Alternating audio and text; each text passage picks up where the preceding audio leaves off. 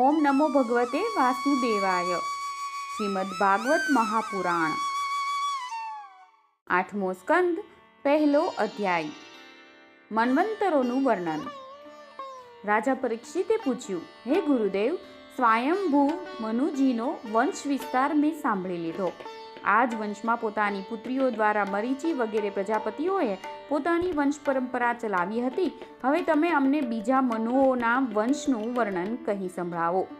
હે બ્રહ્મણ, જ્ઞાની મહાત્માઓ જે મન્વંતરોમાં મહામહિમાવાન ભગવાનના જે અવતારો અને લીલાઓનું વર્ણન કરે છે તે તમે અવશ્ય કહી સંભળાવો. અમે અત્યંત શ્રદ્ધાપૂર્વક તે સાંભળવા ઈચ્છીએ છીએ. હે ભગવાન વિશ્વભાવન, ભગવાન વીતેલા મન્વંતરોમાં જે લીલાઓ કરી ચૂક્યા છે, ચાલુ મન્વંતરમાં જે લીલાઓ કરી રહ્યા છે અને આવનારા મન્વંતરોમાં જે કંઈ લીલાઓ કરશે તે બધું અમને કહી સંભળાવો. શ્રી સુખદેવજીએ કહ્યું, હે પરીક્ષિત, આ કલ્પમાં સ્વયંભૂ વગેરે 6 મન્વંતરો વીતી ચૂક્યા છે. તેમાંના પહેલા મન્વંતરનું વર્ણન મેં કરી દીધું. તેમાં જ દેવો વગેરેની ઉત્પત્તિ થઈ હતી. ભગવાને યજ્ઞ પુરુષ રૂપે ધર્મનો ઉપદેશ કરવા માટે મનુની પુત્રી આકુતિથી તથા કપિલ રૂપે જ્ઞાનનો ઉપદેશ કરવા માટે દેવહૂતિથી તેમના પુત્ર રૂપે અવતાર લીધા હતા. ભગવાન કપિલનું વર્ણન પહેલા જ 3જા સ્કંદમાં મેં કરી દીધું છે. હવે ભગવાન યજ્ઞ પુરુષે આકુતિના ગર્ભથી અવતાર લઈને જે કંઈ કર્યું તેનું વર્ણન કરું છું. હે પરીક્ષિત, ભગવાન સ્વયંભૂ મનુએ સમસ્ત કામનાઓ અને ભોગોમાંથી વિરક્ત થઈને રાજ્યનો ત્યાગ કર્યો અને પોતાની પત્ની શત્રુપા સાથે તપ કરવા માટે વનમાં ગયા. હે ભારત, તેમણે સુનંદા નદીના કિનારે જમીન પર એક પગે ઊભા રહીને 100 વર્ષ સુધી ઘોર તપસ્યા કરી. તપસ્યા કરતી વેળા પ્રતિદિન તેઓ આ પ્રમાણે ભગવાનની સ્તુતિ કરતા હતા. મનુજી સ્તુતિ કરતા હતા, જેમની ચેતનાના સ્પર્શ માત્રથી આ વિશ્વ ચેતન થઈ જાય છે, પણ જેમને આ વિશ્વ ચેતના આપી શકતું નથી, જેઓ વિશ્વના સૂઈ ગયા પછી પ્રલયમાં પણ જાગતા રહે છે, જેમને વિશ્વ જાણતું નથી, પણ જેઓ વિશ્વને જાણે છે તેવો જ પરમાત્મા છે. આ સમસ્ત વિશ્વ અને આ વિશ્વમાં રહેતા સઘળા ચરાચર પ્રાણીઓ બધા તે પરમાત્માથી ઓતપ્રોત છે. તેથી સંસારના કોઈ પણ પદાર્થના મોહમાં નહીં પડતા તેનો બીજાના માટે ત્યાગ કરીને જ માત્ર જીવન નિર્વાહ માટે જ તેનો ઉપભોગ કરવો જોઈએ. તૃષ્ણાનો સર્વથા ત્યાગ કરી દેવો જોઈએ, કારણ કે આ સંસારની સંપત્તિઓ કોની છે? ભગવાન બધાના સાક્ષી છે. તેમને બુદ્ધિની વૃત્તિઓ કે નેત્ર વગેરે ઇન્દ્રિયો જાણી કે જોઈ શકતી નથી, પરંતુ તેમની જ્ઞાન શક્તિ અખંડ છે. સમસ્ત પ્રાણીઓના હૃદયમાં રહેનારા તે સ્વયં પ્રકાશ અસંગ પરમાત્માનું જ શરણ ગ્રહણ કરો, જેમનો આદિ કે અંત નથી, પછી મધ્ય તો હોય જ ક્યાંથી? જેમનું કોઈ નથી પોતાનું કે નથી પારકું, નથી બહાર કે નથી અંદર, તેઓ સ્વયં આદિ, મધ્ય અને અંત તથા પોતાના પારકા બહાર અંદર સર્વ કાંઈ છે. તેમની જ સત્તા અસ્તિત્વથી વિશ્વની સત્તા છે. તેઓ જ અનંત વાસ્તવિક સત્ય પરબ્રહ્મ છે. તે પરમાત્મા જ વિશ્વરૂપ છે. તેમના અનંત નામ છે. તેઓ સર્વશક્તિમાન, સત્ય, સ્વયં પ્રકાશ, અજન્મા અને પુરાણ પુરુષ છે. તેઓ પોતાની માયાશક્તિ વડે જ વિશ્વની સૃષ્ટિમાં જન્મ વગેરે અપનાવે છે અને પોતાની વિદ્યાશક્તિ વડે તેનો ત્યાગ કરીને નિષ્ક્રિય સત્ય સ્વરૂપ માત્ર બની રહે છે. તેથી જ ઋષિમુનિઓ નૈષ્કર્મ્ય સ્થિતિ પ્રાપ્ત કરવા માટે, એટલે કે બ્રહ્મ સાથે એકતા પ્રાપ્ત કરવા માટે પહેલા કર્મયોગનું અનુષ્ઠાન કરે છે. ઘણું કરીને કર્મ કરનારો મનુષ્ય જ અંતે અકર્મની સ્થિતિને મેળવી લે છે. સર્વશક્તિમાન ભગવાન પણ લોક સંગ્રહ માટે કર્મ કરે છે, પરંતુ તેઓ આત્મલાભથી પૂર્ણ કામ હોવાને કારણે તે કર્મોમાં આસક્ત થતા નથી. તેથી તેમનું જ અનુસરણ કરીને અનાસક્ત રહીને કર્મ કરનારો પણ કર્મના બંધનમાંથી મુક્ત જ રહે છે. ભગવાન જ્ઞાન સ્વરૂપ છે, તેથી તેમનામાં લેશ માત્ર પણ અહંકાર નથી. તેઓ સર્વત્ર પરિપૂર્ણ છે, તેથી તેમને કોઈ વસ્તુની કામના નથી. તેઓ કોઈની પ્રેરણા વિના સ્વચ્છંદપણે જ કર્મ કરે છે. તેઓ પોતે જ રચેલી મર્યાદામાં રહીને પોતાના કર્મો વડે મનુષ્યોને ઉપદેશ કરે છે.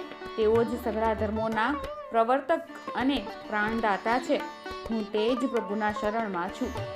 શ્રી સુખદેવજી કહે છે, હે પરીક્ષિત, એકવાર સ્વયંભૂ મનુ એકાગ્ર ચિત્તે આ મંત્રાલય ઉપનિષદ સ્વરૂપ શ્રુતિનો પાઠ કરી રહ્યા હતા. તેમને ઊંઘમાં અચેત થઈને બડબડતા જાણીને ભૂખ્યા અસુરો અને રાક્ષસો તેમને ભરખી જવા તેમના પર ધસી આવ્યા. આ જોઈને અંતર્યામી ભગવાન યજ્ઞપુરુષ પોતાના પુત્રો યામ નામના દેવો સાથે ત્યાં આવ્યા અને તેમણે એટલે કે મનુજીને ભરખી જવાના નિશ્ચય સાથે આવેલા તે અસુરોનો સંહાર કર્યો અને પછી તેઓ ઇન્દ્રના પદ પર પ્રતિષ્ઠિત થઈને સ્વર્ગનું શાસન કરવા લાગ્યા. હે પરીક્ષિત, બીજા મનુ થયા સ્વરોચિષ. તેઓ અગ્નિના પુત્ર હતા. તેમના પુત્રો હતા ધ્યુમાન, સુષેણ, રોચિષ્માન વગેરે. તે મન્વંતરમાં ઇન્દ્રનું નામ રોચન હતું અને તુષિત વગેરે મુખ્ય દેવો તથા ઉર્જસ્ત વગેરે વેદવાદી સપ્તર્ષિઓ હતા.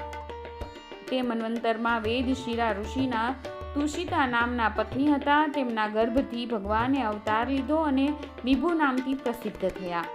તેઓ આજીવન નૈષ્ઠિક બ્રહ્મચારી રહ્યા. તેમના જ આચરણોમાંથી ઉપદેશ ગ્રહણ કરીને 88,000 વ્રતનિષ્ઠ ઋષિઓએ પણ બ્રહ્મચર્ય વ્રતનું પાલન કર્યું. ત્રીજા મનુ થયા ઉત્તમ. તેઓ પ્રિયવ્રતના પુત્ર હતા. તેમના પુત્રો હતા પવન, સૃંજય, યજ્ઞહોત્ર વગેરે. તે મન્વંતરમાં સપ્તર્ષિઓ હતા. વશિષ્ઠજીના પ્રમદ વગેરે 7 પુત્રો, સત્ય, વેદશ્રુત અને ભદ્ર નામના દેવોનો મુખ્ય સમુદાય હતો અને ઇન્દ્રનું નામ હતું સત્યજીત. તે સમયે ધર્મની પત્ની સુનુતાના ગર્ભથી પુરુષોત્તમ ભગવાને સત્યસેનના નામે અવતાર લીધો હતો. તેમની સાથે સત્યવ્રત નામનો દેવ સમુદાય પણ હતો. ભગવાને તે સમયના ઇન્દ્ર સત્યજીતના મિત્ર બનીને અસત્યપરાયણ, દુષ્વરિત્ર અને દુષ્ટ યક્ષો તથા રાક્ષસોનો તેમજ જીવોના દ્રોહી ભૂતગણોનો સંહાર કર્યો. ચોથા મનુનું નામ હતું તામસ. તેઓ ત્રીજા મનુ ઉત્તમના સગા ભાઈ હતા. તેમના 10 પુત્રો હતા: પૃથુ, ખ્યાતિ, નર, કેતુ વગેરે. તે સમયે સત્યક, હરિ અને વીર નામના મુખ્ય દેવો હતા અને ઇન્દ્રનું નામ હતું ત્રિશિક. તે મન્વંતરમાં જ્યોતિર્ધામ વગેરે સપ્તર્ષિઓ હતા. હે રાજન, તામસ નામના તે મન્વંતરમાં વિધૃતિના પુત્ર વૈધૃતિ નામે બીજા પણ દેવો હતા. તેમણે કાળ પરિવર્તનને લીધે નષ્ટપ્રાય થતા વેદોને પોતાની શક્તિથી બચાવ્યા હતા. તેથી તેઓ વૈધૃતિ કહેવાયા. આ મન્વંતરમાં ભગવાને હરિમેધા ઋષિના પત્ની હરિણીના ગર્ભથી હરિરૂપે અવતાર લીધો હતો. આ જ અવતારમાં તેમણે મગરમચ્છથી ગજેન્દ્રનું રક્ષણ કર્યું હતું. રાજા પરીક્ષિતે કહ્યું, હે મુનિવર, ભગવાને ગજેન્દ્રને મગરમચ્છની પકડમાંથી કેવી રીતે છોડાવ્યો હતો તે અમે સાંભળવા ઈચ્છીએ છીએ. બધી કથાઓમાં એ જ કથા પરમ પુણ્યમય, પ્રશંસનીય, મંગલકારી અને શુભ છે, જેમાં મહાત્માએ ગાયેલા ભગવાન શ્રી હરિના પવિત્ર યશનું વર્ણન થયેલું છે. સુતજી કહે છે, હે શૌનક વગેરે ઋષિજનો, રાજા પરીક્ષિત આમરણ અનશન વ્રત લઈને કથા સાંભળવા માટે જ બેઠા હતા. તેમણે આ રીતે સુખદેવજી મહારાજને કથા કહેવા માટે પ્રેરિત કર્યા. ત્યારે તેઓ ઘણો આનંદ પામ્યા અને પ્રેમથી પરીક્ષિતનું અભિનંદન કરીને મુનિઓની તે સભામાં કહી સંભળાવવા લાગ્યા. 8મા સ્કંદ અંતર્ગત મન્વંતર અનુચરિતમાંનો પહેલો અધ્યાય સમાપ્ત.